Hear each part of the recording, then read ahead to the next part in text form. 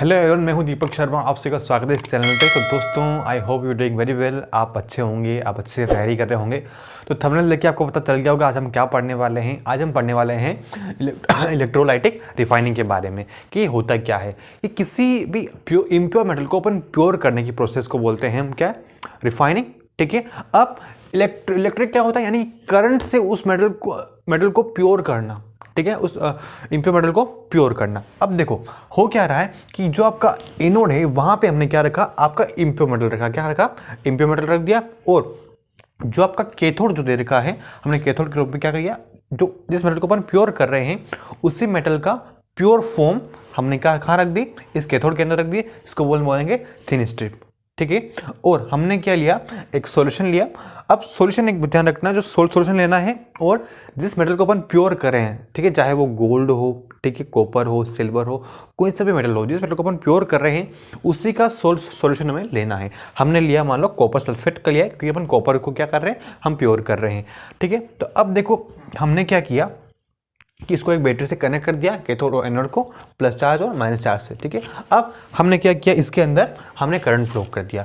अब जैसे अपन current flow करेंगे तो इसके अंदर करंट फ्लो हुआ तो इसमें कॉपर जो है उसका ब्रेकडाउन होगा और टूटेगा और बाहर की तरफ आएगा। ठीक है।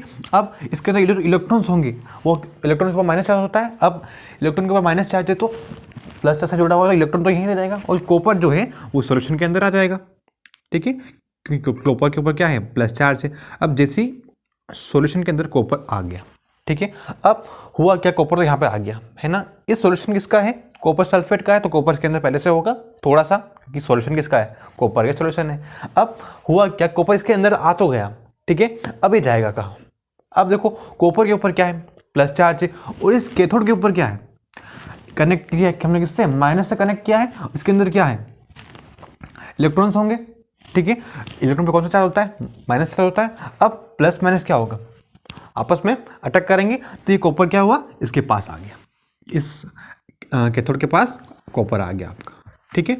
एक बात ध्यान रखना, शुरुआत में अपन ने जो एनोड लिया है उसकी साइज थोड़ी मोटी होगी। क्यों होगी, क्योंकि अपन इम्प्योर मेटल ले रहे हैं। ठीक है, वो सारा इसके ऊपर होगा। अब जैसे जैसे करंट फ्लो होगा, अब ब्रेकडाउन होगा कॉपर का, कॉपर पानी में आएगा तो धीरे धीरे इसकी साइज पतली होती जाएगी। अब पतली हुई, अब कॉपर यहाँ पे आया और कॉपर वापस क्या किया, कॉपर ने कैथोड के ऊपर आ गया वापस धीरे धीरे। ठीक है, क्योंकि अट्रैक्शन हुआ, इलेक्ट्रॉन से अट्रैक्शन हुआ, तो जो आपका कैथोड है उसकी साइज धीरे धीरे बढ़ती जाएगी। इस बात का आपको ध्यान रखना है।